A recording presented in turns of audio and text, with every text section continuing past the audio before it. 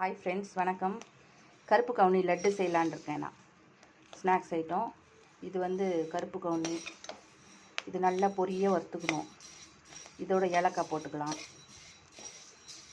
வாங்க வீடியோக்குள்ளே போகலாம். இந்த வானல்லையே நம்ம எள்ளு போட்டு வறுத்துக்கிறோம். கருப்பு எள்ளு இருந்தாலும் சரி, வெள்ளை எள்ளு இருந்தாலும் சரி. இதில் இப்போ வேர்க்கடலை கொஞ்சம் போட்டுக்கலாம்.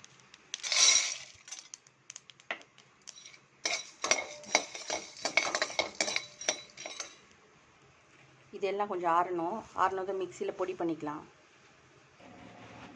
இது நல்லா ஆறிடுச்சு. இதை மிக்சியில் பொடி பண்ணிக்கலாம். கூட இவ்வளோ வெல்லம் எடுத்துருக்கேன் நான். இது கருப்பு கவுனி அரிசி இவ்வளோ தான் இருந்தது. ஸோ அந்தளவுக்கு நம்மளுக்கு மெஷர்மெண்ட்டு இவ்வளோ வெல்லம் எடுத்துகிட்ருக்கோம். இது ரெண்டுத்தையும் ஒன்றா சேர்த்து பொடி பண்ணணும். நாட்டு சர்க்கரை இது எள்ளு என்னத்துக்கு போடுறோன்னா நல்ல டேஸ்ட்டாக இருக்கும்.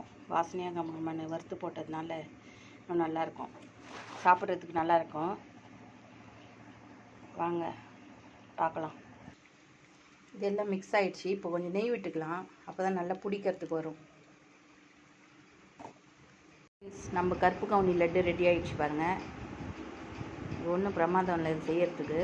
கருப்பு கவுனி அரிசி நல்லா வறுத்துட்டு அதோட ஏலக்காவும் வெல்லம் வேர்க்கடலை எள்ளு இதெல்லாம் வறுத்து பொடி பண்ணி போட்டு மிக்சியில் அரைச்சிட்டு நெய் விட்டு நட்ஸ் வேணால் கொஞ்சம் போட்டு வறுத்துக்கலாம். முந்திரி பாதாம் போட்டு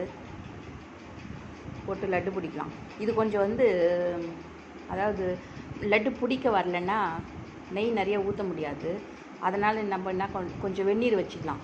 வெந்நீர் வச்சுட்டு ஒரு 4-5 ஸ்பூனு தண்ணி ஊற்றி, சுடு தண்ணி ஊற்றி நல்லா அதில் போட்டு அமுக்கி பிசைஞ்சோம்னா நல்லா உருண்டையாக வரும்.